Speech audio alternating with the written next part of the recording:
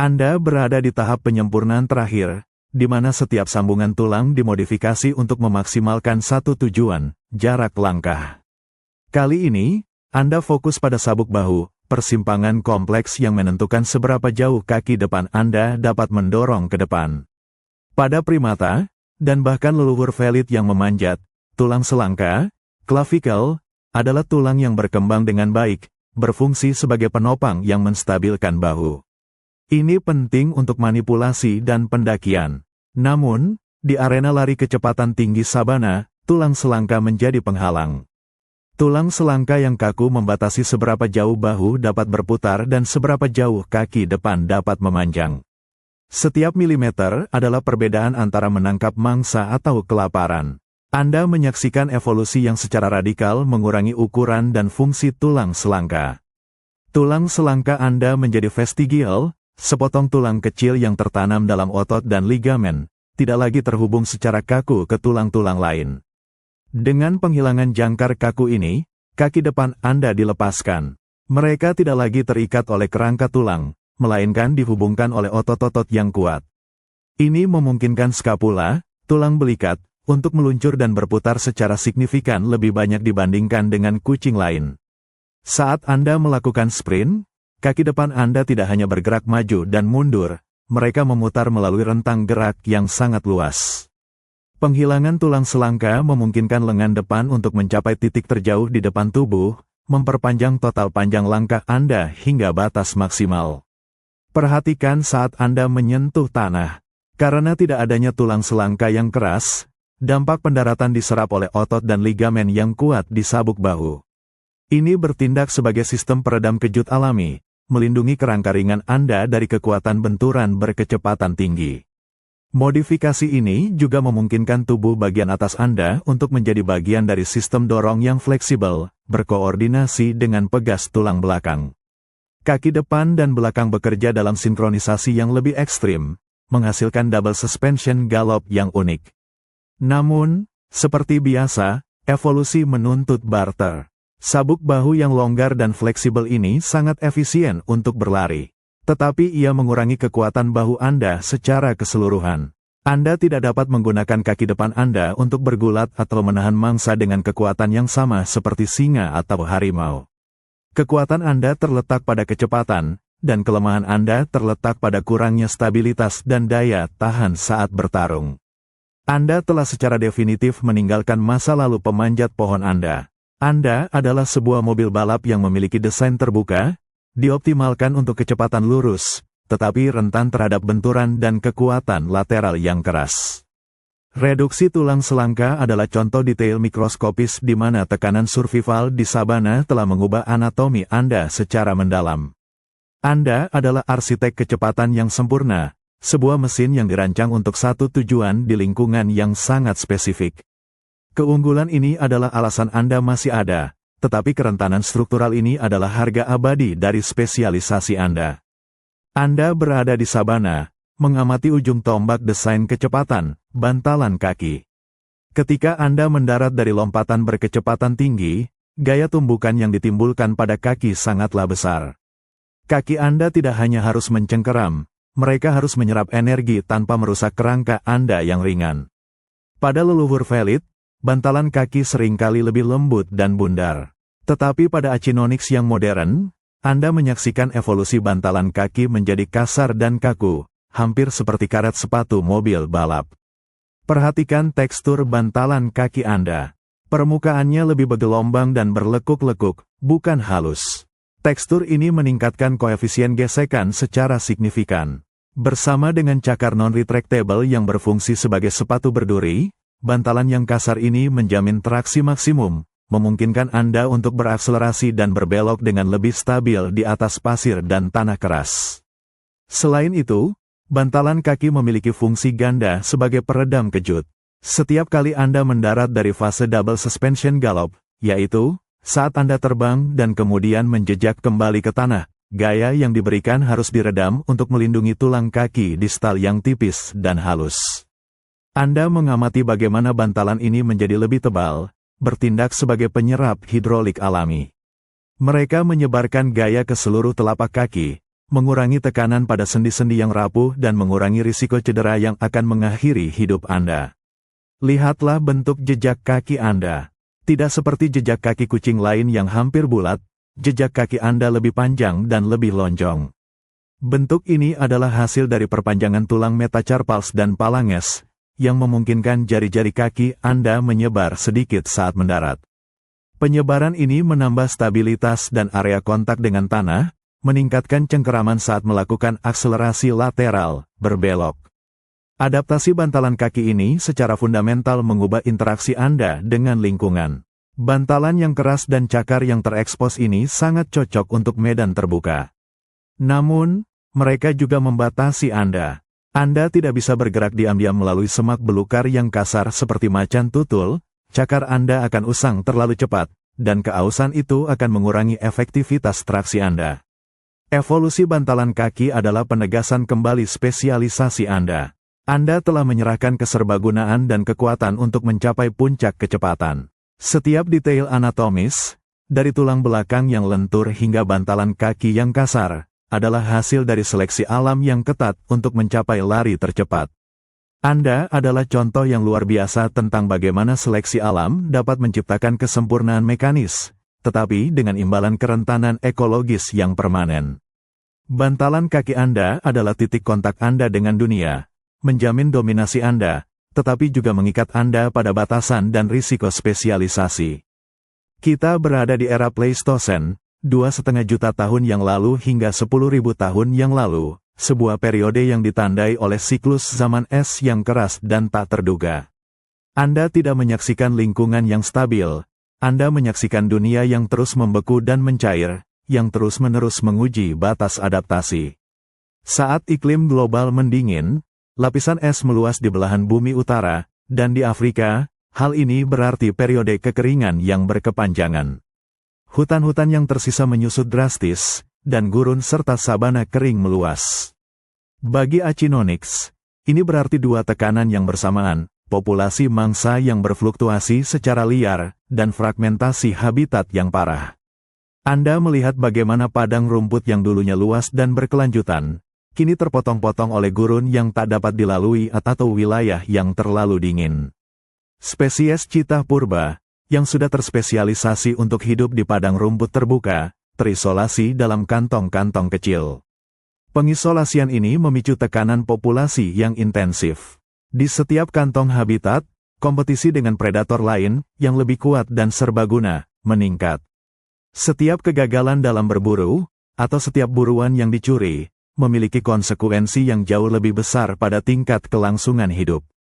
Pada periode-periode tekanan maksimal ini, hanya individu yang paling cepat dan paling efisien dalam menggunakan energi yang bertahan. Evolusi bertindak sebagai saringan yang sangat ketat, menghilangkan semua variasi genetik yang tidak sempurna untuk kecepatan dan efisiensi. Bayangkan Anda menghadapi musim kering yang parah. Mangsa Anda harus melakukan migrasi yang sangat panjang, dan Anda harus mengejar mereka. Tubuh Anda, yang ringan dan dirancang untuk sprint, lebih unggul dalam perlombaan ini. Tetapi ketidakmampuan Anda untuk menyimpan lemak atau bertahan hidup dengan makanan alternatif menjadikan kelaparan sebagai ancaman yang konstan. Saat isolasi geografis terjadi, Anda menyaksikan apa yang dikenal sebagai bottleneck genetik, penyempitan populasi yang drastis. Populasi global Achinonyx menyusut hingga hampir punah. Mereka selamat dari zaman es, tetapi hanya dengan beberapa ratus individu. Kelangsungan hidup ini datang dengan harga yang sangat besar. Penyempitan populasi ini mengurangi variasi genetik dalam spesies Anda hingga tingkat yang sangat rendah. Semua Achinonyx modern adalah kerabat dekat, mereka berbagi cetak biru genetik yang hampir identik.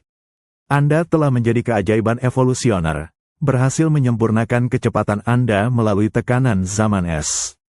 Tetapi kurangnya variasi genetik membuat Anda sangat rentan terhadap penyakit baru atau perubahan lingkungan di masa depan. Anda telah memenangkan perlombaan kecepatan, tetapi Anda telah kehilangan perlombaan keragaman genetik. Spesialisasi Anda adalah pedang bermata dua.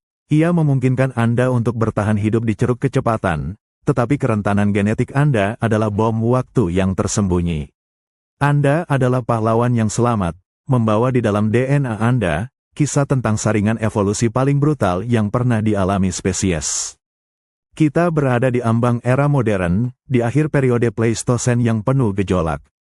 Anda melihat kelangsungan hidup Achinonyx jubatus bergantung pada seutas benang, sebuah peristiwa yang dikenal sebagai penyempitan genetik bottleneck. Peristiwa kepunahan masif yang melanda bumi sekitar 10 hingga 12 ribu tahun yang lalu hampir sepenuhnya menghapus spesies ini. Perubahan iklim yang drastis, hilangnya mangsa utama, dan meningkatnya persaingan dengan predator yang lebih tangguh menghantam populasi citah dengan sangat keras. Anda menyaksikan populasi global menyusut menjadi sisa-sisa yang kecil, terisolasi. Hanya segelintir individu, yang kebetulan memiliki gen yang tepat untuk efisiensi sprint di lingkungan yang genting, yang berhasil bertahan hidup. Harga kelangsungan hidup ini adalah homozigositas. Bayangkan semua citah yang ada sekarang berasal dari sekumpulan gen yang sangat kecil.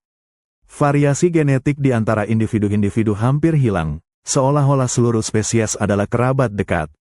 Ini adalah bom waktu biologis yang dibawa oleh spesies modern. Anda telah mengorbankan keragaman genetik untuk bertahan hidup.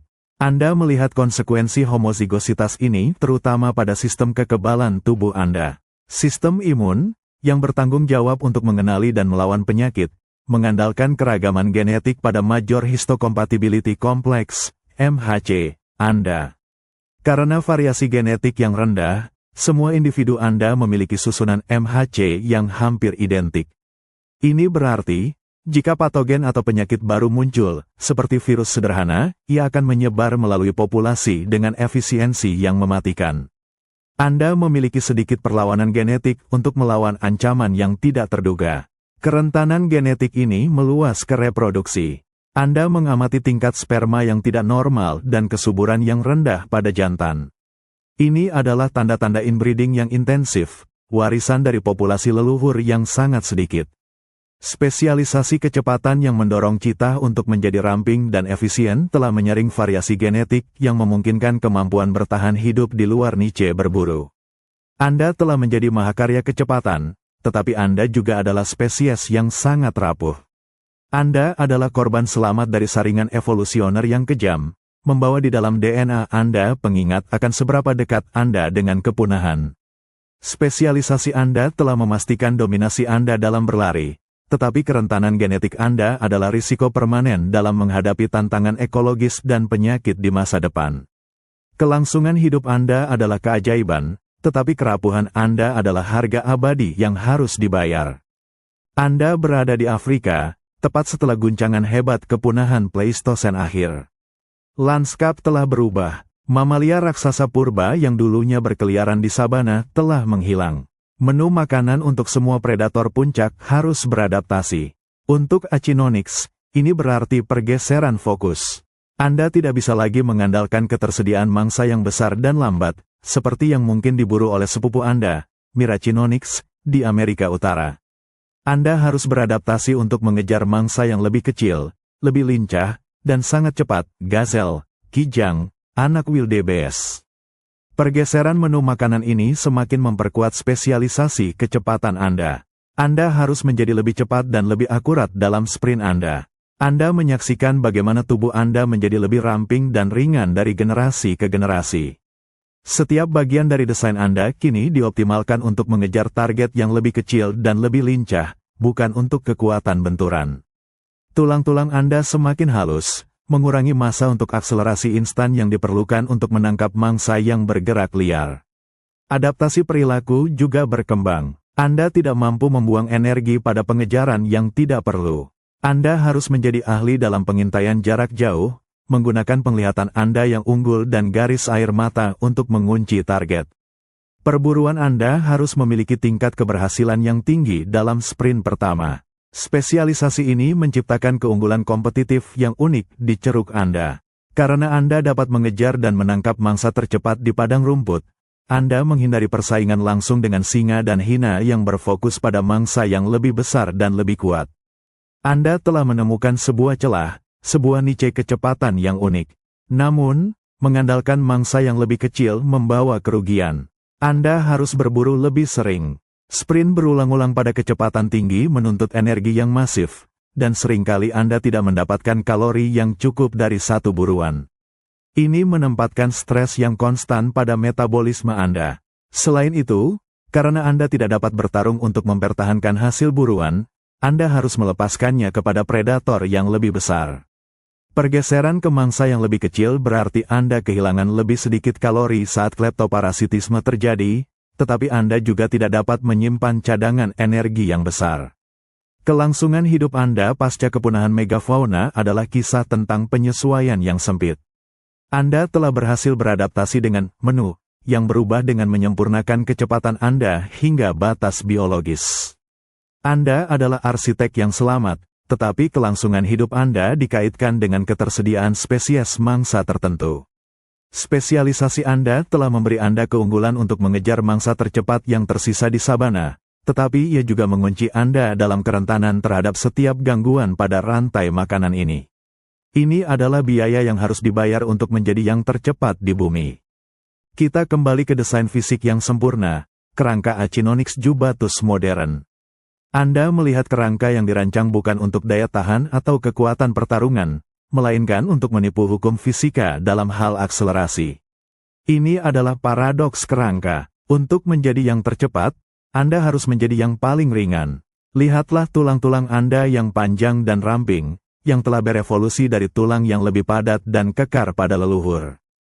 Tulang-tulang kaki distal, bawah, dan tulang rusuk Anda sangat tipis dibandingkan dengan kucing besar lain.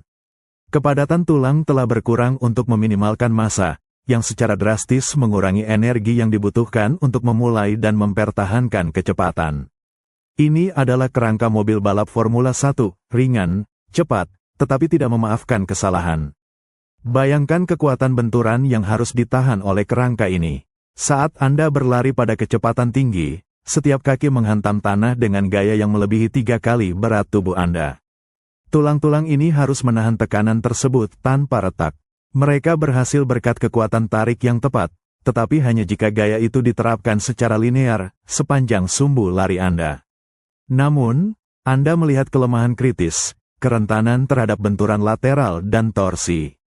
Jika Anda dipaksa untuk mengubah arah secara tiba-tiba di medan yang tidak rata, atau jika Anda terlibat dalam pergumulan fisik, kerangka ringan Anda tidak dapat menahan kekuatan puntir dan tumbukan. Patah tulang kaki adalah risiko konstan yang mengakhiri hidup. Bahkan sendi-sendi Anda mencerminkan paradoks ini. Mereka longgar di bahu dan pinggul, memungkinkan rentang gerak yang ekstrim untuk jarak langkah maksimal. Fleksibilitas ini adalah kunci kecepatan, tetapi ia mengorbankan stabilitas sendi, membuat Anda lebih rentan terhadap dislokasi dan cedera saat terjadi pertarungan. Tulang belakang Anda, yang telah berevolusi menjadi pegas lentur yang luar biasa, juga merupakan titik lemah. Ia dirancang untuk gerakan fleksi dan ekstensi berulang, tetapi tidak untuk menerima pukulan dari samping atau bantingan yang brutal. Paradoks kerangka ini menegaskan strategi bertahan hidup Anda. Anda harus menghindari konflik fisik dengan cara apapun. Spesialisasi Anda telah memaksa Anda untuk menjadi seorang pelari yang pengecut. Anda tidak mampu mempertahankan hasil buruan Anda dengan kekuatan. Anda hanya bisa mengandalkan kecepatan untuk menghilang sebelum predator lain tiba, atau berjuang sebentar, lalu menyerah demi kelangsungan hidup. Anda adalah contoh fisik dari barter evolusioner. Anda telah mencapai kecepatan tertinggi dengan harga yang sangat mahal, yaitu kerapuhan. Kerangka Anda adalah artefak dari jutaan tahun tekanan untuk kecepatan, dan setiap tulang yang ringan adalah pengingat abadi bahwa kesempurnaan dalam satu bidang seringkali membawa kerentanan yang mendasar. Kita berada di sabana modern, dan Anda mengamati hasil akhir dari jutaan tahun tekanan seleksi tubuh citah. Selain rekayasa kecepatan internal, perlindungan eksternal Anda juga merupakan karya seni evolusioner. Anda melihat pola bintik-bintik hitam yang khas pada bulu berwarna coklat muda Anda. Ini bukan hanya estetika, ini adalah kamuflase yang sangat spesifik, dirancang untuk lingkungan terbuka yang penuh dengan rumput tinggi dan cahaya matahari yang terpecah. Bayangkan Anda berada di padang rumput yang bergoyang tertiup angin. Sinar matahari menyaring melalui rumput kering, menciptakan permainan cahaya dan bayangan yang konstan. Pola bintik-bintik ini berfungsi untuk memecah kontur tubuh Anda. Garis-garis tegas yang menandai pemangsa lain akan dengan mudah terlihat di ruang terbuka. Tetapi bintik-bintik Anda meniru pola cahaya dan bayangan yang bergerak di antara helai rumput. Ini adalah kamuflase yang didesain untuk menyembunyikan gerakan. Saat Anda merayap rendah melalui rumput, maju perlahan dalam mode berburu penyergapan, bintik-bintik tersebut mengaburkan siluet Anda, membuat mangsa sulit menentukan di mana tubuh Anda dimulai dan di mana ia berakhir. Ini penting, meskipun Anda adalah spesialis sprint, Anda harus mendekati mangsa sejauh mungkin sebelum melancarkan serangan kecepatan tinggi Anda. Lihatlah juga garis air mata yang gelap di wajah Anda. Garis hitam tebal yang membentang dari sudut mata ke mulut. Garis ini tidak hanya menyerap silau seperti yang telah kita bahas, tetapi juga membantu memecah bentuk kepala Anda yang menonjol di padang rumput. Adaptasi warna dan pola ini adalah hasil dari kompromi strategis. Anda tidak bisa mengandalkan penutup yang konstan seperti leluhur hutan Anda. Anda harus membawa penutup Anda sendiri. Namun, bintik-bintik ini juga mencerminkan kerentanan Anda. Jika Anda dipaksa ke habitat hutan lebat, pola bintik-bintik Anda kurang efektif dibandingkan dengan pola bunga macan tutul yang dirancang untuk hutan yang lebih gelap dan teduh. Anda dirancang secara visual untuk padang rumput terbuka. Evolusi kamuflase Anda adalah pengingat bahwa kecepatan Anda tidak berarti Anda tidak perlu bersembunyi. Sebaliknya, karena Anda harus menyimpan energi untuk sprint, Anda harus sangat efisien dalam fase mengintai.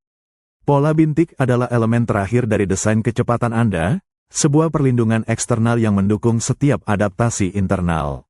Anda adalah produk sempurna dari lingkungan Anda, disaring oleh tekanan untuk kecepatan, dan dilukis dengan pola yang memungkinkan Anda memanfaatkan rumput tinggi sebagai keunggulan penyergapan.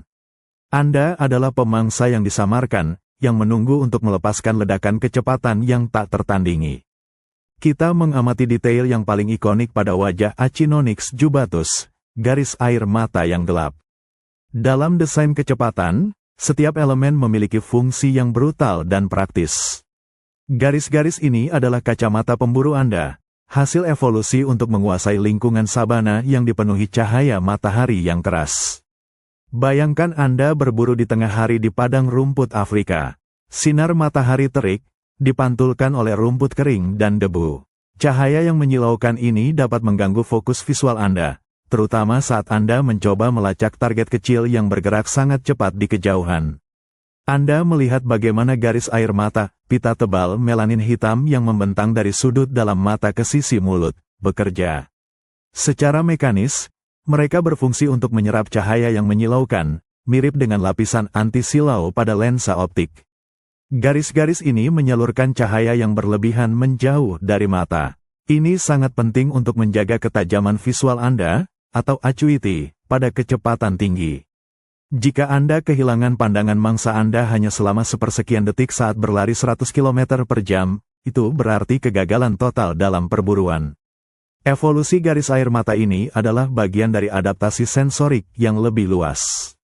Anda sudah melihat bahwa Anda memiliki rongga pernapasan yang lebar dan sistem vestibular yang sangat sensitif. Semua ini berkoordinasi untuk memaksimalkan efisiensi saat berlari.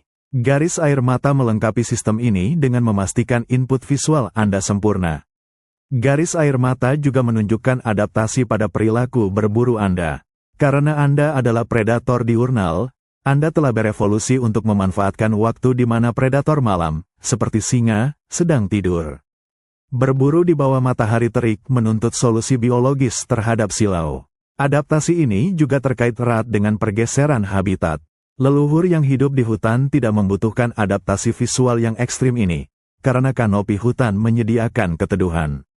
Garis air mata adalah penanda genetik bahwa Anda telah meninggalkan hutan dan berkomitmen penuh pada padang rumput terbuka yang cerah. Anda adalah mesin optik yang sempurna. Anda tidak hanya cepat, Anda dapat melihat dengan presisi saat bergerak. Namun, seperti biasa, ada barter yang halus. Kebutuhan untuk penglihatan yang fokus pada kecepatan tinggi telah menyebabkan mata Anda relatif besar dan diletakkan untuk penglihatan binokular yang baik di depan. Ini membantu Anda menilai jarak dan kecepatan saat berlari, tetapi membatasi penglihatan periferal Anda, yang membuat Anda lebih rentan terhadap serangan dari samping, terutama saat Anda terengah-engah setelah perburuan. Garis air mata adalah detail yang elegan, sebuah pengingat bahwa evolusi tidak menyisakan ruang untuk fitur yang tidak fungsional. Anda adalah pemburu yang dirancang untuk kecepatan, dan garis hitam di wajah Anda adalah lambang kemenangan Anda atas silau sabana. Kita telah mengamati desain yang sempurna untuk kecepatan. Sekarang, mari kita lihat konsekuensi fisik yang brutal dari kesempurnaan tersebut. Anda berada di puncak sprint, bergerak pada kecepatan yang memusingkan, mengejar mangsa Anda. Selama fase ini, otot-otot Anda menuntut energi jauh lebih cepat daripada yang dapat disediakan oleh sistem kardiopulmoner Anda, meskipun telah berevolusi menjadi sangat efisien. Anda didorong ke dalam metabolisme anaerobik yang ekstrim. Anda merasakan penumpukan asam laktat yang cepat di otot-otot kaki dan tulang belakang Anda. Asam laktat adalah produk sampingan dari pembakaran energi anaerobik, menyebabkan rasa sakit yang tajam dan kelelahan yang membatasi durasi sprint. Anda harus menjatuhkan mangsa dalam waktu sekitar 1 menit, atau otot Anda akan gagal berfungsi. Namun, bahaya yang lebih besar adalah hipertermia. Lari kecepatan tinggi menghasilkan panas metabolik yang masif. Dalam waktu singkat, suhu inti tubuh Anda dapat melonjak dari sekitar 38 derajat menjadi lebih dari 40 derajat Celcius. Ini adalah zona bahaya. Suhu yang terlalu tinggi mengancam protein dan enzim di otak Anda. Anda merasakan mekanisme pendinginan Anda bekerja keras. Saluran hidung yang lebar dan paru-paru yang besar memungkinkan Anda terengah-engah pada tingkat yang ekstrim, mencoba mengeluarkan panas melalui evaporasi. Tetapi lingkungan sabana yang panas, dikombinasikan dengan lari eksplosif, seringkali melebihi kapasitas pendinginan Anda. Anda adalah mesin yang selalu beroperasi dalam mode overdrive, selalu diambang kerusakan. Ketika Anda berhasil menjatuhkan mangsa, Anda merasakan kelelahan yang segera terjadi. Anda tidak bisa langsung makan. Anda harus berbaring, terengah-engah, dengan detak jantung yang memompa pada batas maksimalnya. Ini adalah periode pemulihan yang penting. Jika Anda mencoba makan sebelum mendingin, Anda akan berisiko merusak sistem tubuh Anda secara permanen. Periode ketidakberdayaan pasca sprint ini adalah manifestasi fisik dari spesialisasi Anda. Predator yang kurang terspesialisasi, yang berburu dengan daya tahan atau kekuatan, tidak mengalami krisis fisiologis seperti itu. Mereka dapat segera mulai makan atau mempertahankan hasil buruan mereka. Anda, sebagai arsitek kecepatan, dipaksa untuk mengandalkan strategi bertahan hidup yang sangat berisiko. Anda harus bertaruh bahwa tidak ada pesaing yang lebih kuat, singa atau hina, yang akan datang selama 15 hingga 20 menit kritis ini. Fisika kerapuhan Anda bukan hanya tentang tulang ringan, ini adalah tentang batas biologis. Anda telah mencapai kecepatan yang tidak tertandingi, tetapi batas termal dan asam laktat ini mengikat Anda pada dilema yang abadi. Kecepatan adalah keunggulan Anda, tetapi kelelahan adalah hukuman instan dari kemenangan Anda. Anda berada di inti strategi berburu Achinonyx, jendela waktu yang sempit. Jutaan tahun evolusi telah menyempurnakan Anda menjadi pelari sprint yang luar biasa, tetapi fisika dan metabolisme menetapkan batas yang kejam pada efektivitas Anda. Anda mengamati pengejaran yang sukses. Itu jarang berlangsung lebih dari 20 hingga 30 detik. Ini adalah batas waktu yang dipaksakan oleh hipertermia dan penumpukan asam laktat yang cepat. Bayangkan jam sprint Anda mulai berdetak. Anda harus melakukan segalanya dengan sempurna, akselerasi maksimal dalam beberapa langkah pertama, mempertahankan kecepatan tertinggi, dan kemudian melakukan manuver putar yang kritis untuk menjatuhkan mangsa. Keunggulan kecepatan Anda begitu besar pada jarak pendek sehingga sebagian besar mangsa tidak dapat mengimbanginya. Namun, jika mangsa Anda, misalnya, seekor gazel yang pintar, dapat bertahan lebih dari 60 detik, ia hampir dijamin akan melarikan diri. Anda akan mencapai titik kritis di mana suhu tubuh Anda menjadi terlalu tinggi, dan otot Anda kehabisan tenaga anaerobik. Jendela 20 detik ini mendefinisikan seluruh adaptasi perilaku Anda. Anda tidak bisa berburu secara sembarangan. Anda harus menghabiskan waktu yang signifikan untuk mengintai, memanfaatkan kamuflase bintik Anda untuk mengurangi jarak sejauh mungkin, idealnya kurang dari 100 meter. Sprint adalah solusi terakhir, bukan strategi utama. Lihatlah trade-off yang diwakili oleh batasan ini. Predator lain, seperti serigala atau anjing liar Afrika, berburu dengan daya tahan. Mereka dapat mengejar mangsa selama beberapa kilometer, menguras tenaga mangsa mereka. Anda tidak memiliki kemewahan itu. Setiap sprint adalah taruhan yang harus dimenangkan dengan cepat. Keterbatasan ini juga berarti bahwa Anda harus sering gagal. Rata-rata, Anda hanya berhasil dalam separuh pengejaran Anda. Dan setiap kegagalan membutuhkan waktu pemulihan yang lama, membuang energi yang berharga dan membuat Anda rentan.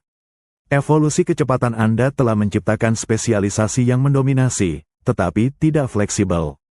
Jam sprint Anda adalah penentu hidup dan mati, dan ia menunjukkan bahwa Anda telah mengorbankan ketahanan jangka panjang demi kecepatan ledakan. Ini adalah pilihan yang brutal, tetapi pilihan yang menjamin kelangsungan hidup Anda di niche ekologis unik. Anda adalah makhluk yang hidup di bawah jam yang terus berdetak. Kecepatan adalah mahakarya yang menakjubkan, tetapi kerentanan fisiologis Anda adalah pengingat abadi bahwa tidak ada adaptasi yang datang tanpa harga. Kita berada di akhir kisah evolusi ini, melihat pada barter yang tak terhindarkan. Anda adalah makhluk yang secara fisiologis tidak tertandingi dalam satu hal, kecepatan. Tetapi harga dari keunggulan ini adalah hilangnya serangkaian kemampuan yang dimiliki oleh leluhur generalis Anda. Anda mengamati macan tutul yang dengan mudah menarik bangkai mangsa besar ke atas dahan pohon, menjauhkannya dari jangkauan singa dan hina. Ini adalah strategi bertahan hidup yang cerdas, yang memastikan keamanan makanan. Anda, sebagai Achinonyx, tidak mampu melakukan hal ini. Alasan utamanya adalah cakar Anda. Cakar non-retractable Anda, yang sempurna untuk traksi di tanah, tidak lagi memiliki ketajaman dan lengkungan yang diperlukan untuk mencengkeram dan memanjat batang pohon. Bahkan jika Anda memiliki kekuatan otot bahu untuk menarik bangkai, Anda tidak memiliki alat cengkeramannya. Selain itu, kerangka ringan Anda tidak dirancang untuk menahan kekuatan puntir dan tekanan yang diperlukan untuk memanjat tegak. Anda adalah sebuah mobil balap, bukan kendaraan off-road yang tangguh. Pengorbanan lainnya adalah kekuatan di rahang dan tubuh bagian atas. Untuk memfasilitasi sprint dan kapasitas pernapasan yang masif, evolusi telah mengurangi otot dan kepadatan tulang yang diperlukan untuk pertarungan jarak dekat. Gigitan Anda relatif lemah. Anda mengandalkan pencekikan yang cepat dan bukan kekuatan otot murni untuk menjatuhkan mangsa. Trade-off ini memaksa Anda untuk mengadopsi gaya hidup yang didominasi oleh penghindaran. Anda tidak dapat bertarung untuk mempertahankan wilayah atau hasil buruan. Strategi bertahan hidup Anda bergantung pada kecepatan dan waktu, berburu dengan cepat, pada waktu yang tidak tepat bagi predator lain, dan meninggalkan bangkai segera setelah bahaya muncul. Anda melihat bagaimana betis bayi citah diserang oleh singa atau hina lebih sering daripada anak kucing lainnya, karena induknya tidak dapat mempertahankan mereka dengan kekuatan fisik. Kecepatan adalah keunggulan Anda, tetapi tidak berguna saat Anda harus mempertahankan sarang atau buruan. Kehilangan kemampuan memanjat dan bertahan adalah konsekuensi langsung dari spesialisasi Anda. Ini membatasi Anda pada ceruk ekologis yang sempit, padang rumput terbuka dengan mangsa cepat. Jika habitat ini menyusut atau berubah, Anda kehilangan keunggulan kompetitif yang telah Anda bangun selama jutaan tahun. Anda adalah contoh sempurna bagaimana alam menghargai spesialisasi, tetapi selalu dengan syarat. Anda adalah master kecepatan yang tak tertandingi, tetapi pada saat yang sama, salah satu predator paling rentan di sabana. Kecepatan adalah mahkota Anda, tetapi kerapuhan Anda adalah harga yang tak terhindarkan dari kesempurnaan. Anda berada di puncak rantai makanan berkecepatan, tetapi berada di dasar hierarki kekuatan. Inilah realitas pahit kelangsungan hidup Achinonyx jubatus modern, kerentanan ekologis terhadap kleptoparasitisme, pencurian buruan. Bayangkan skenario perburuan yang sukses. Anda telah mengerahkan segalanya, sprint membakar, detak jantung maksimal, dan risiko hipertermia. Anda berhasil menjatuhkan dan mencekik gazel. Anda berbaring, terengah-engah, tubuh Anda kelelahan, membutuhkan waktu pemulihan yang penting. Selama periode pemulihan inilah ancaman terbesar muncul, bukan dari mangsa, melainkan dari pesaing. Anda mencium aroma singa atau mendengar tawa hina di kejauhan. Kecepatan Anda yang luar biasa menarik perhatian, dan bangkai Anda adalah sinyal mudah bagi predator yang lebih besar dan lebih kuat. Karena Anda telah mengorbankan kekuatan fisik untuk kecepatan, Anda tidak memiliki sarana untuk mempertahankan buruan Anda. Tulang Anda terlalu rapuh, gigitan Anda terlalu lemah, dan cakar Anda yang tumpul tidak berguna dalam pertarungan jarak dekat. Selain itu, Anda masih pulih dari sprint.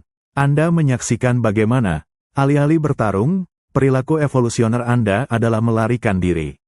Ini adalah strategi yang masuk akal, kehilangan makanan lebih baik daripada kehilangan nyawa. Namun, kerugiannya sangat besar. Di beberapa wilayah, Anda bisa kehilangan lebih dari 10 hingga 15% hasil buruan Anda kepada hina atau singa. Tekanan kompetitif ini telah memaksa Anda untuk berburu secara unik.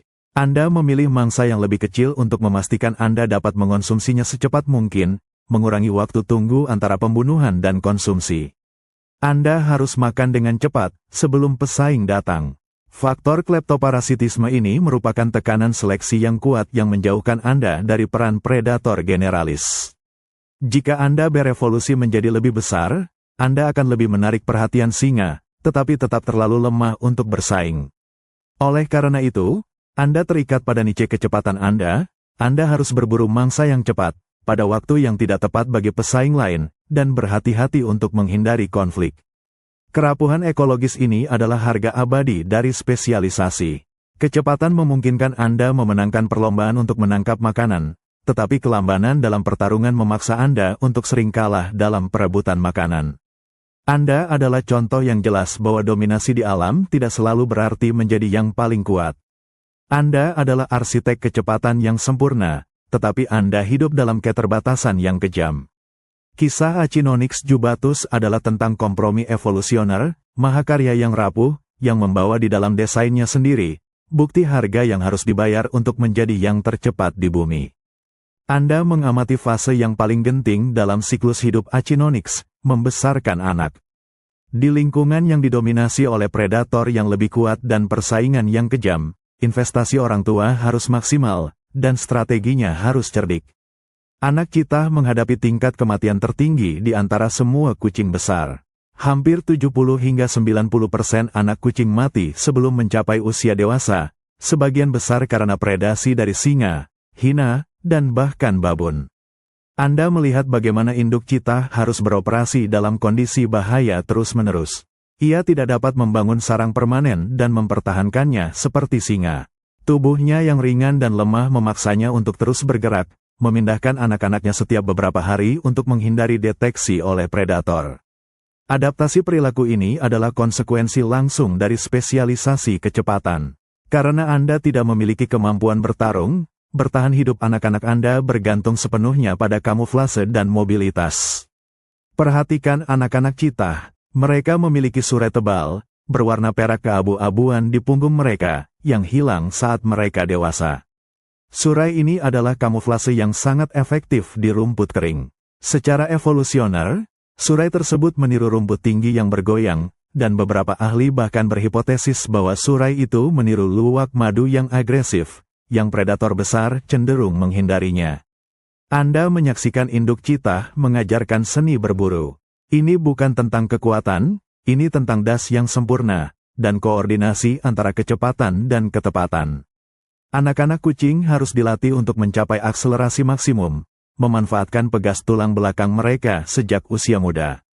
Mereka belajar bagaimana cakar non-retractable bekerja untuk traksi, dan bagaimana menggunakan ekor sebagai kemudi. Anak-anak kucing secara bertahap diperkenalkan pada mangsa yang hidup, dipaksa untuk menyempurnakan teknik sprint dan pencekikan mereka. Ini adalah kurikulum survival yang ketat yang berfokus pada efisiensi. Hanya yang tercepat dan paling efisien yang akan bertahan untuk menjadi dewasa. Investasi orang tua ini sangat mahal, menuntut energi yang besar dari induk.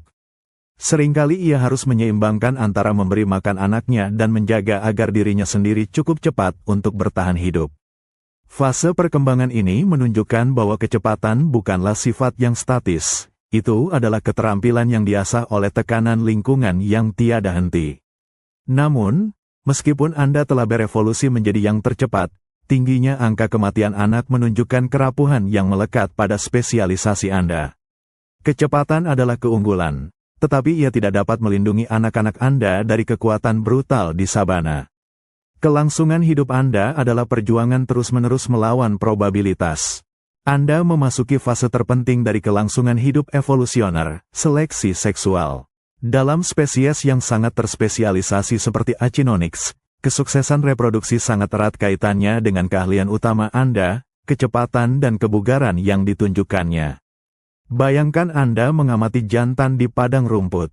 Mereka tidak bertarung memperebutkan betina dengan kekuatan brutal seperti singa, mereka bersaing melalui kebugaran yang diisyaratkan oleh kesehatan dan efisiensi lari mereka. Betina mencari pasangan yang dapat menunjukkan keahlian berburu tertinggi. Jantan yang berhasil dalam sprint, yang dapat menunjukkan bahwa ia sehat, bebas dari cedera kerangka, dan mampu memulihkan diri dengan cepat dari kelelahan termal, adalah pasangan yang diinginkan. Kecepatan itu sendiri adalah sinyal genetik. Anda menyaksikan bagaimana jantan membentuk koalisi kecil, koalition, seringkali saudara. Koalisi ini tidak meningkatkan kemampuan bertarung secara signifikan melawan singa, tetapi mereka memungkinkan jantan untuk mengklaim dan mempertahankan wilayah berburu yang lebih baik, dan secara kolektif meningkatkan peluang mereka untuk merebut mangsa. Hal ini memungkinkan mereka untuk memiliki kondisi fisik yang lebih baik dan, sebagai hasilnya, menjadi isyarat kebugaran yang lebih menarik bagi betina. Namun, saringan genetik Pleistocene meninggalkan jejak brutal pada reproduksi. Anda melihat bahwa meskipun seleksi seksual berusaha untuk memilih yang paling bugar, ia terbatas oleh kurangnya keragaman genetik. Karena penyempitan genetik, tingkat sperma yang tidak normal pada jantan tinggi, dan kesuburan betina terganggu. Bahkan individu yang paling cepat dan tampak sehat pun mungkin membawa gen-gen yang sama yang membuat spesies secara keseluruhan rentan terhadap penyakit. Ini adalah ironi dari spesialisasi. Meskipun kecepatan Anda telah mencapai tingkat yang tak tertandingi, kelemahan genetik Anda berarti bahwa setiap reproduksi adalah perjuangan yang lebih sulit daripada pada spesies felit lain yang memiliki keragaman genetik yang luas. Seleksi seksual memperkuat gen-gen kecepatan, menyempurnakan pegas tulang belakang dan kerangka ringan dari generasi ke generasi. Ia menghilangkan individu yang memiliki cacat yang akan memperlambat mereka. Namun, seleksi ini tidak dapat mengatasi homogenitas genetik yang mendasar. Anda adalah hasil dari seleksi yang ketat di mana hanya yang paling cepat yang bertahan, dan hanya yang paling bugar yang berhasil bereproduksi. Kecepatan adalah kunci untuk mendapatkan mangsa, menghindari konflik, dan, pada akhirnya, mewariskan gen Anda. Kisah Achinonyx jubatus berakhir di sini, pada titik persimpangan antara kesempurnaan mekanis dan kerapuhan biologis. Anda adalah pemenang perlombaan evolusi kecepatan, tetapi Anda juga adalah pengingat abadi bahwa spesialisasi ekstrim membawa risiko yang sebanding dengan keunggulannya. Kita mencapai akhir perjalanan evolusioner, dan Anda melihat Achinonyx jubatus bukan hanya sebagai seekor hewan, tetapi sebagai solusi matematis yang sempurna untuk masalah kecepatan. Tubuh Anda adalah aplikasi nyata dari aerodinamika, mekanika, dan biofisika. Bayangkan Anda menganalisis tubuh cheetah sebagai insinyur.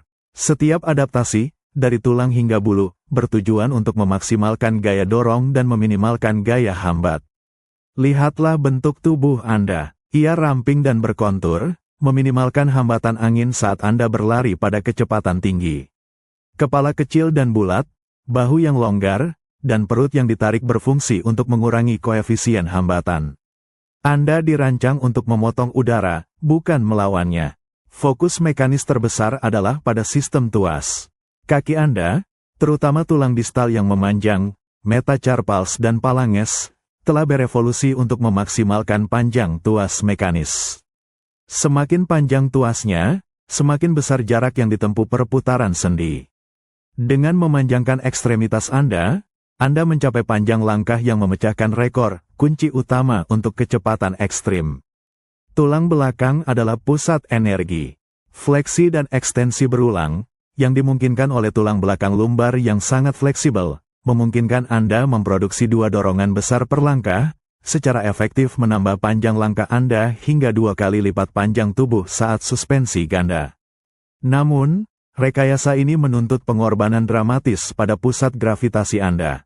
Untuk memaksimalkan panjang langkah, pusat massa Anda harus tetap rendah dan stabil. Ekor yang tebal dan berotot adalah penyeimbang dinamis Anda, memastikan bahwa meskipun Anda berlari dengan sangat cepat dan berbelok tajam, pusat gravitasi Anda tetap terkontrol.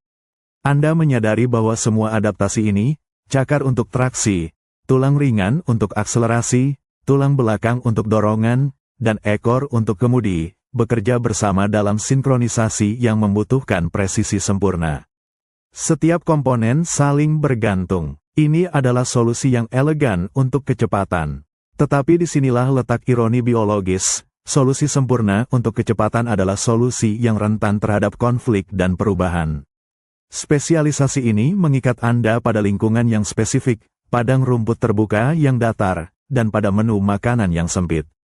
Anda telah memecahkan masalah kecepatan, tetapi dengan menciptakan masalah baru, kerapuhan ekologis dan genetik. Anda berdiri sebagai bukti nyata dari kreativitas brutal evolusi. Anda adalah yang tercepat, sebuah mahakarya fisika, tetapi Anda juga adalah pengingat bahwa di alam, kesempurnaan seringkali datang dengan keterbatasan yang abadi.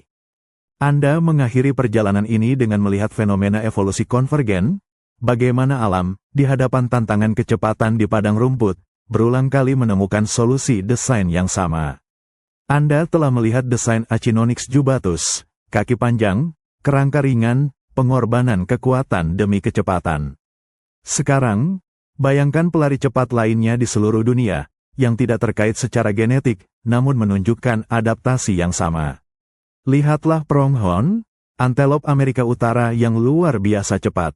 Meskipun secara taksonomi jauh berbeda dari cheetah, pronghorn juga memiliki tulang kaki yang sangat panjang, tendon yang bertindak sebagai pegas efisien, dan paru-paru yang diperbesar. Mereka adalah mangsa yang berevolusi untuk melarikan diri dari predator yang kini telah punah, Mirachinonyx, tetapi fisiknya mencerminkan prinsip-prinsip yang sama, panjang langkah dan efisiensi biomekanik. Pikirkan juga burung unta, meskipun ia adalah burung yang tidak bisa terbang. Ia juga mengembangkan kaki yang sangat panjang, dirancang untuk kecepatan lari, dengan pengurangan jumlah jari kaki untuk meminimalkan hambatan dan memfokuskan daya dorong.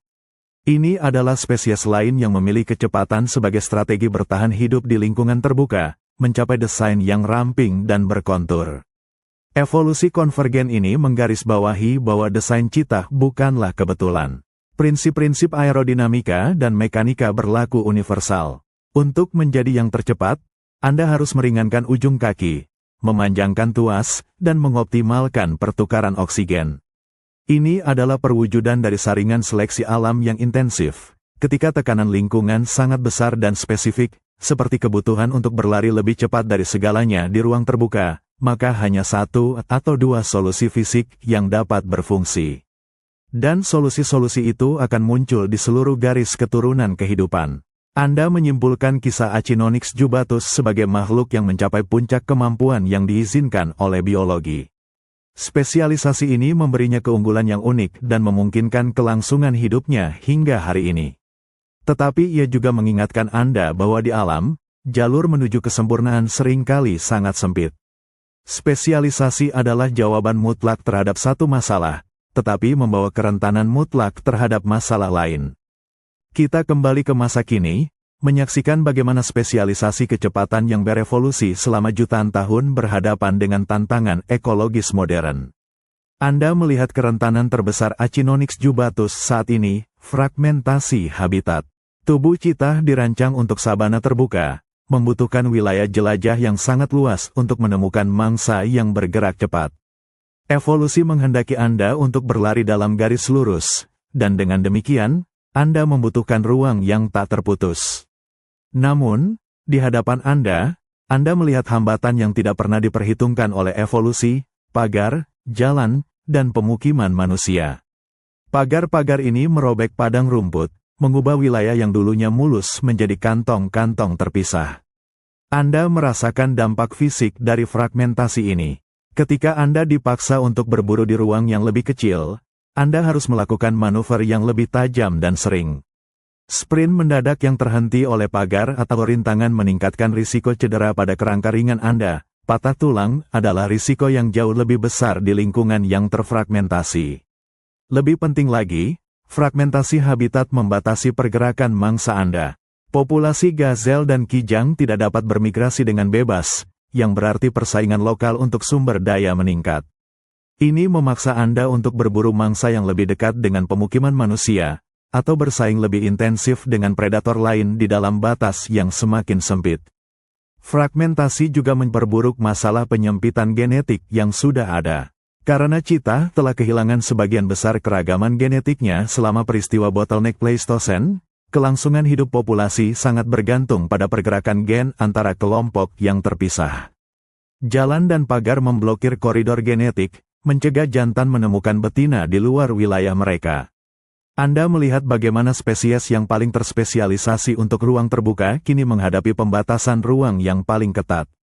Kecepatan, keunggulan evolusioner Anda, menjadi tidak relevan ketika Anda dipaksa untuk berhenti di tepi pagar. Anda adalah makhluk yang dirancang untuk kecepatan dan jangkauan, tetapi terjebak dalam batas yang sempit.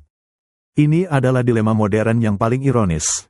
Evolusi telah memberi Anda desain tercepat di darat, tetapi tidak memberi Anda alat untuk beradaptasi dengan hilangnya wilayah terbuka. Kecepatan adalah keunggulan Anda melawan alam liar, tetapi tidak melawan peradaban yang berkembang. Kita menyaksikan cheetah di era Anthropocene, masa di mana aktivitas manusia menjadi kekuatan pendorong evolusi dan kepunahan. Anda telah menyempurnakan kecepatan Anda selama jutaan tahun untuk mengungguli alam liar, tetapi kini Anda harus bersaing dengan dampaknya. Kecepatan, senjata utama Anda, menjadi kurang efektif dalam lanskap yang dikuasai manusia. Hilangnya habitat terbuka berarti Anda dipaksa ke daerah yang lebih dekat dengan peternakan. Di sini, Anda mungkin beralih ke mangsa yang lebih lambat, seperti ternak, yang membawa Anda ke dalam konflik langsung dengan petani. Anda melihat bahwa kelemahan struktural dan perilaku Anda, ketidakmampuan untuk bertarung dan kebutuhan akan ruang yang luas, adalah kerentanan yang dimanfaatkan oleh kehadiran manusia. Anda tidak dapat mempertahankan diri dari anjing penjaga ternak yang agresif, dan Anda akan kalah dalam konflik dengan manusia. Masalah genetik yang diwarisi dari penyempitan Pleistocene juga diperparah.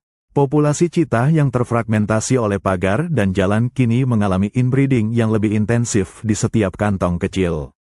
Diversitas genetik yang sudah rendah menjadi semakin berkurang, meningkatkan kerentanan terhadap penyakit dan tekanan reproduksi. Kelangsungan hidup Anda kini bergantung pada intervensi.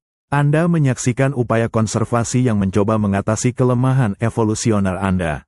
Untuk mengatasi kurangnya kekuatan, di beberapa peternakan, anjing penjaga digunakan, seekor generalis yang kuat, untuk melindungi ternak, yang secara efektif memungkinkan Anda untuk terus mengejar mangsa liar tanpa memicu konflik.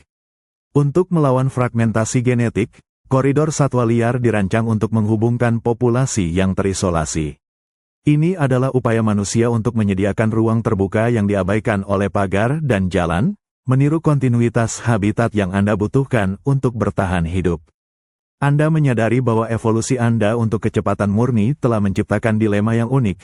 Anda adalah spesies yang sangat sulit untuk beradaptasi dengan kecepatan perubahan yang dibawa oleh manusia. Anda telah mengunci diri dalam niche kecepatan yang tidak dapat Anda tinggalkan.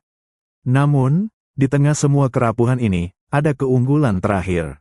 Anda adalah predator yang tidak mengancam manusia secara langsung. Anda adalah spesialis pemangsa yang jarang menyerang manusia atau ternak besar. Kecepatan dan perilaku penghindaran Anda membuat Anda sedikit lebih dapat ditoleransi di lingkungan yang didominasi manusia dibandingkan dengan singa atau macan tutul.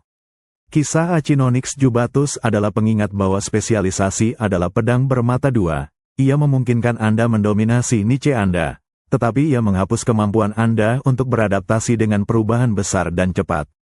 Anda adalah mahakarya evolusioner, tetapi di dunia modern, perlombaan terbesar Anda bukanlah melawan gazelle, melainkan melawan batas waktu kepunahan. Kita telah menyaring jutaan tahun perubahan untuk tiba pada desain kecepatan yang luar biasa, Achinonyx jubatus. Di babak penutup ini, Anda harus memahami jebakan evolusioner yang mengikat spesies ini.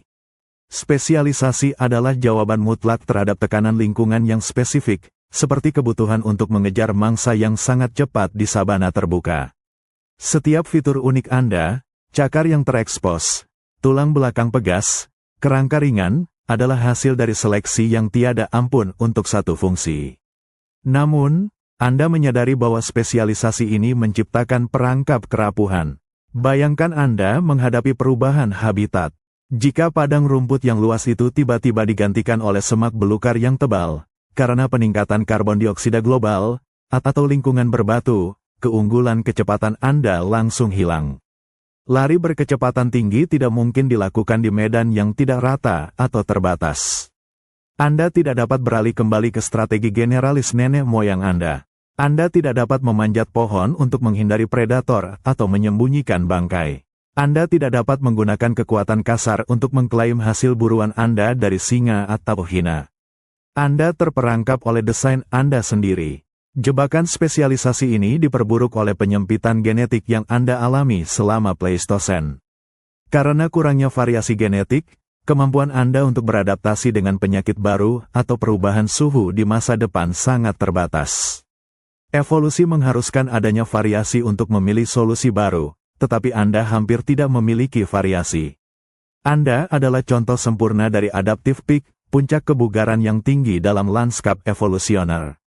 Di puncak ini, Anda mendominasi, tetapi lereng di sekitar Anda sangat curam. Sedikit saja perubahan lingkungan mendorong Anda untuk jatuh dari puncak itu, dan Anda tidak memiliki fleksibilitas untuk melompat ke puncak adaptif baru.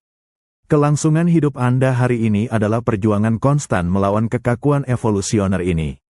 Anda adalah mesin yang sangat efisien, tetapi Anda hanya dapat berfungsi di bawah kondisi yang sangat spesifik. Kisah Achinonyx jubatus mengajarkan bahwa kesempurnaan bukanlah keabadian. Evolusi telah merancang Anda sebagai makhluk darat tercepat di planet ini, tetapi ia melakukannya dengan menghapus semua jaring pengaman. Kecepatan adalah keajaiban biologis Anda, tetapi kerapuhan Anda adalah pengingat abadi akan biaya yang harus dibayar untuk menjadi yang terbaik. Kita berdiri di ujung kisah yang membentang melintasi jutaan tahun adaptasi brutal. Anda telah menyaksikan bagaimana leluhur yang kekar, terdesak oleh gurun yang meluas, dipaksa untuk memilih satu jalur survival, kecepatan.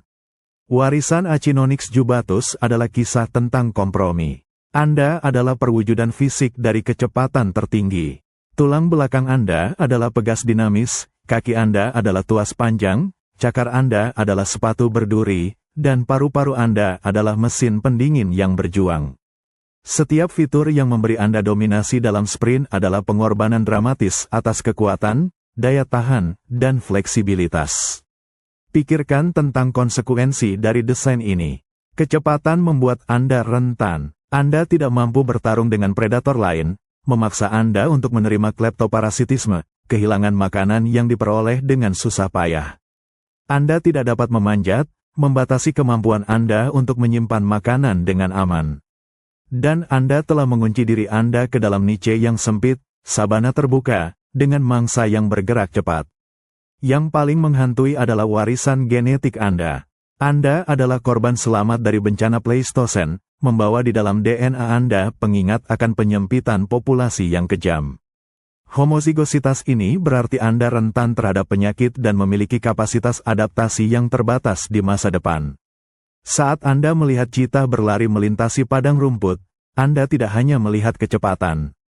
Anda melihat jutaan tahun tekanan seleksi yang tanpa ampun. Kecepatan adalah mahakarya, tetapi kerapuhan adalah harga yang harus dibayar. Di era modern, di mana pagar memotong ruang terbuka dan manusia mendominasi lanskap, spesialisasi Anda menjadi jebakan.